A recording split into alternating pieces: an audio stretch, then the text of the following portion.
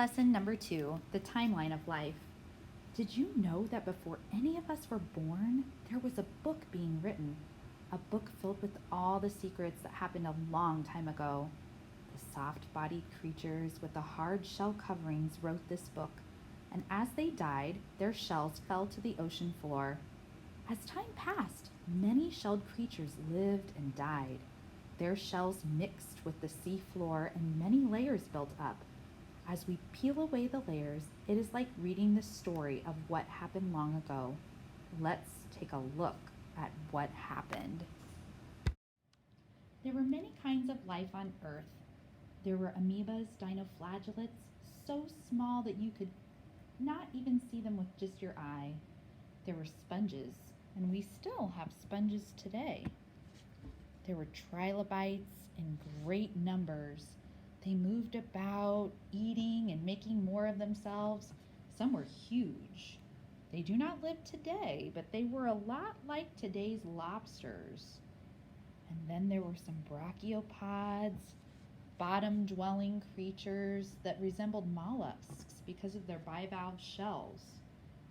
One kind of creature looked kind of like a flower, but they were not flowers at all. We called them sea lilies. And the feathery part caught the food. When they died, their houses fell to the bottom of the ocean. The sea was full of all types of life. One creature wouldn't eat what others ate, and it made food from the salts in the sunlight. Some lived in the sea near the land, and the tides would carry them to the land. The air was full of carbon dioxide, which helped them make their own food. So some eventually stayed on the land. When they died, their bodies prepared the ground for others to come. The corals appeared. They were helping to build more land.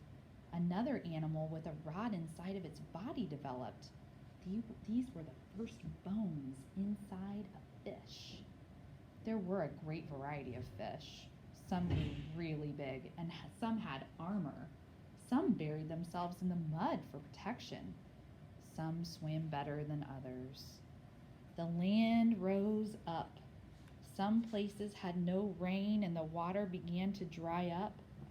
So if you need water and it dries up, you either die or you find another way to live.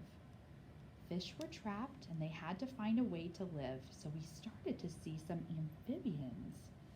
We saw salamanders and frogs. Up until then, the earth had been silent except for falling rain or crashes of rock. Amphibians liked the life on the land, but they did stay near the water. There became more plants. They grew fast and in great variety. Amphibians had plenty to eat on the land, but their skin had to be wet, and they had to lay their eggs in the water.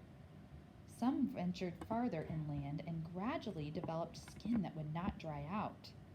Their eggs had hard coverings, and a new animal came, the reptile.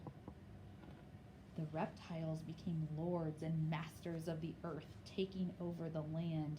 They grew so large. One of them was so large that it grew a second brain where its tail began. The reptiles began to eat all the other food, so the smaller animals had to go where the reptiles couldn't, to some colder regions. There were fewer plants, and they were smaller. They kept warm by developing fur and warm blood, and they were the birds and the mammals. Mammals kept their eggs inside of their bodies. Birds sat on their eggs. Birds fed and they guarded their babies. Mammals, well, the mothers fed them milk. The reptiles did not do this. The weather on the earth had changed. It got very cold, and some scientists think that this is why the dinosaurs died out. So the birds and the mammals took over. Many kinds of birds, and giant hippos and elephants. It got even colder. Earth was covered in ice. Huge mammals began to die out. And then something very exciting happened that isn't pictured on this timeline. A new being came.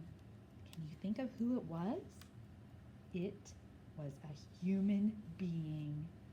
The love of human beings went beyond their own children, and it could be given to those that a person had never even met. Suppose the earth had a voice.